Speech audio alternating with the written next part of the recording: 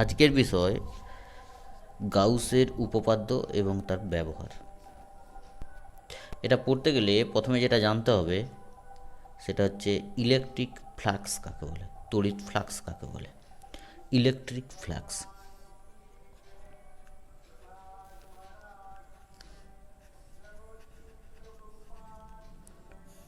এটা এক্ষেত্রে খুব ইম্পর্ট্যান্ট বিষয়। ইলেকট্রিক ফ্লাক্সটা জানার আগে আগের ভিডিওতে বলরেখা সংক্রান্ত যে ভিডিওটা ছিল ওখানে একটা ব্যাপার ছিল, সেটা মনে করিয়ে দিই। সেটা হচ্ছে যদি একটা আধান রাখা হয় কিউ, ম্যাক্সওয়েলের তত্ত্ব অনুসারে সেখান থেকে নির্গত বলরেখার সংখ্যা কত হবে? Q by epsilon zero. এবং সেটা এই আধান থেকে চারিদিকে ছড়িয়ে যাবে। এই আধান এর কেন্দ্র থেকে আর দূরে কোনো বিন্দুতে তড়িৎ ক্ষেত্রের ক্ষেত্রফল বলরেখার সাহায্যে বলা হয়েছিল যে এই বিন্দুতে একটি একক ক্ষেত্রফল কল্পনা করলে তার মধ্য দিয়ে লম্বভাবে অতিক্রান্ত বলরেখার সংখ্যাকেই তড়িৎ ক্ষেত্রের ক্ষেত্রফল বলা হবে। তাহলে কিউ বাই এপসাইলন জিরো সংখ্যক বলরেখা বেরোচ্ছে। আমি যদি আরকে ব্যাসার্ধ ধরে একটা গোলাকার তল কল্পনা করি, তার ক্ষেত্রফল 4πr²। তাহলে 4πr² ক্ষেত্রফলের মধ্য দিয়ে বলরেখা যাচ্ছে এতগুলো, একক ক্ষেত্রফলের মধ্য দিয়ে কত যাবে সেটা যদি ক্যালকুলেট করা হয় সেটা ছিল ই সমান 1/4πε0 কিউ বাই r²। এটা ক্যালকুলেট করা ছিল। তার মানে এখান থেকে যেটা জানা গেল যে একক ক্ষেত্রফলের মধ্য দিয়ে লম্বভাবে অতিক্রান্ত বলরেখার সংখ্যাটাই ওই বিন্দুতে তড়িৎ ক্ষেত্রের ক্ষেত্রফল, মানে যেই বিন্দুতে একক ক্ষেত্রফলটা কল্পনা করেছি। ফ্লাক্স মানে হচ্ছে এই বিন্দুতে যদি আমি একটা বড় ক্ষেত্রফল কল্পনা করি, মনে করলাম এর ক্ষেত্রফল ডিএস। ফ্লাক্স মানে হচ্ছে এই ক্ষেত্রফলের মধ্য দিয়ে কতগুলো যাবে বলরেখা, সেটাই ফ্লাক্স। তাহলে একক ক্ষেত্রফলের মধ্য দিয়ে কতগুলো যায়? ই সংখ্যক। তাহলে ডিএস ক্ষেত্রফলের মধ্য দিয়ে কত যাবে? ই ইন্টু ডিএস। এটাকেই ফ্লাক্স বলে, তড়িৎ ফ্লাক্স ফাই। এই ক্ষেত্রফলের মধ্য দিয়ে কতগুলো বলরেখা যাচ্ছে সেটা একটা সংখ্যা মাত্র, তাই ফাইটা স্কেলার রাশি হবে। আর যেদিকে খুশি যেতে পারে, ডান দিক থেকে বাঁ দিকেও যেতে পারে, বাম দিক থেকে ডান দিকেও যেতে পারে। মোট সংখ্যাটা আমরা হিসেব করব কতগুলো গেল। ধরো ডান দিক থেকে বাঁ দিকে গেল 10টা, বাম দিক থেকে ডান দিকে এলো 8টা, তাহলে মোট ফ্লাক্স 2 হবে। তো ফাইটা একটা স্কেলার রাশি, কিন্তু ক্ষেত্রফল ই এবং ডিএস ক্ষেত্রফল দুটোই ভেক্টর রাশি। তাহলে ফাইয়ের যদি ভেক্টর ফর্ম করি, ফাইটা অ্যাকচুয়ালি আমি বলতে পারি এই দুটোর ডট প্রোডাক্ট হবে, কারণ দুটো ভেক্টরের গুণফল যখন স্কেলার হচ্ছে তাহলে অবশ্যই করে সেই গুণফলটা ডট প্রোডাক্ট হবে। এখন এরকম হতে পারে যে এখানে একটা বিন্দু নিয়েছো কিউ, বিন্দু আধান, তার থেকে আর দূরে তুমি একটা ক্ষেত্রফল নিলে যেটা এই দূরত্বের সঙ্গে মনে করো ক্ষেত্রফলটা থিটা কোণ করে আছে। দূরত্বের সঙ্গে থিটা কোণ করে আছে মানে ক্ষেত্রফলের অভিমুখ সবসময় তলের সঙ্গে লম্বভাবে হয়।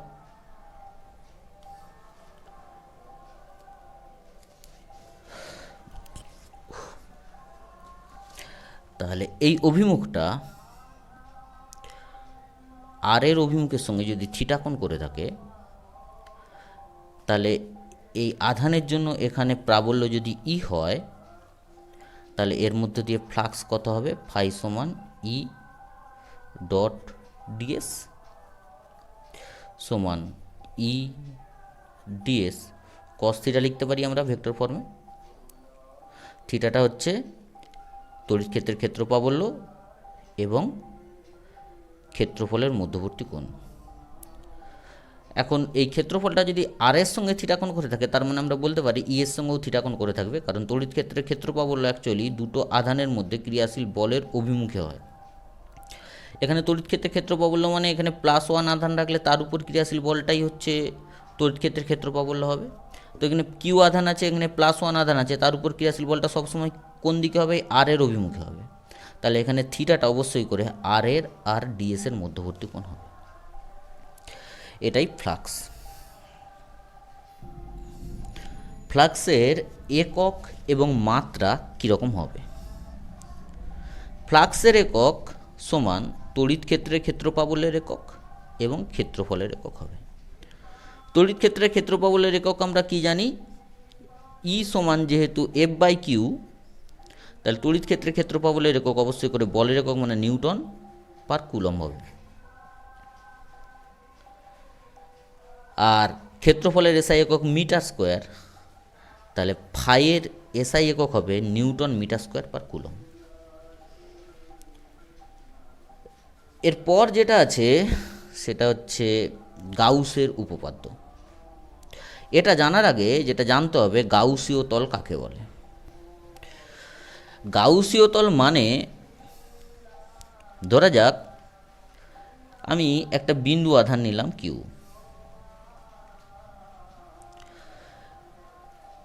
এই বিন্দু আধানের চারদিকে যদি এমন কিছু বিন্দু আমরা যোগ করতে পারি কাল্পনিক তল দিয়ে,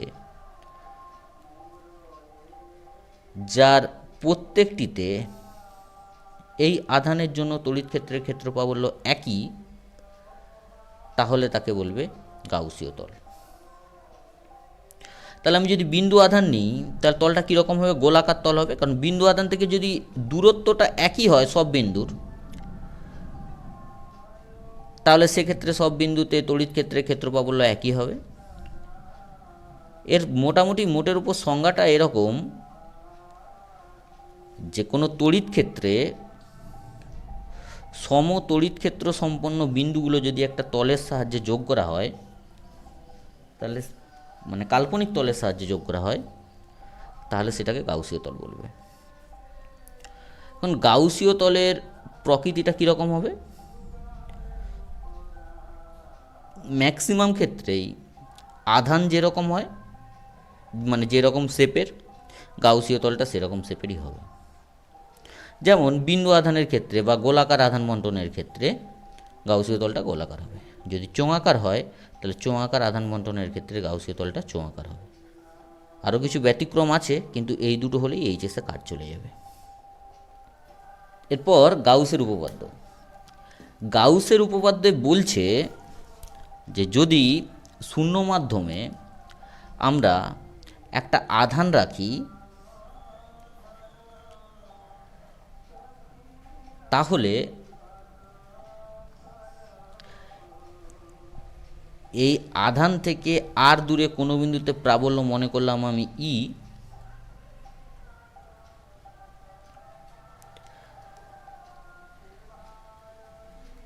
তো এই আধান থেকে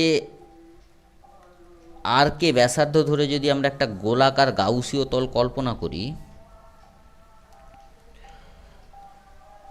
তার মধ্য দিয়ে যেটা মোট ফ্লাক্স যাবে সেটা Q/ε0 সঙ্গে সমান। অ্যাকচুয়ালি ম্যাক্সওয়েল যেটা বলেছিল সেটাই। ম্যাক্সওয়েল কি বলেছিল যে কিউ আধান রাখলে বায়ু মাধ্যমে সেখান থেকে কতগুলো বলরেখা বেরোবে? Q/ε0। আমরা ফ্লাক্স মানে কি জানি? একটা তলের মধ্য দিয়ে যতগুলো বলরেখা লম্বভাবে অতিক্রম করছে।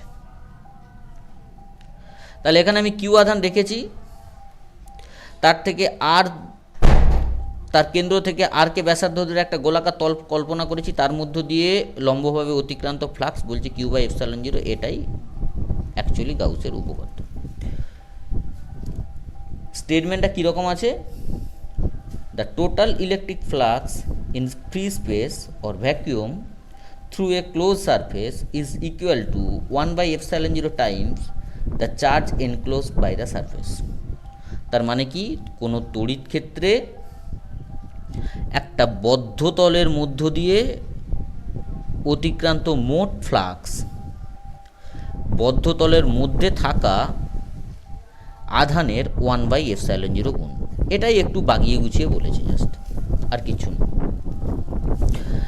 তার মানে এইখানে তড়িৎ ক্ষেত্রের ক্ষেত্র প্রাবল্য আমি ই ধরলাম, এর চারদিকে একটা ক্ষুদ্র গাউসীয় ক্ষুদ্র একটা ক্ষেত্রফল কল্পনা করছি, মনে করছি ডিএস।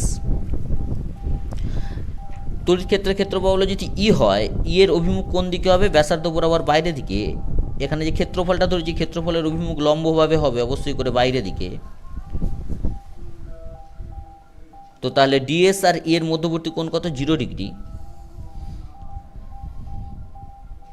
তার মানে ডিএস এর মধ্য দিয়ে ফ্লাক্স কত হবে?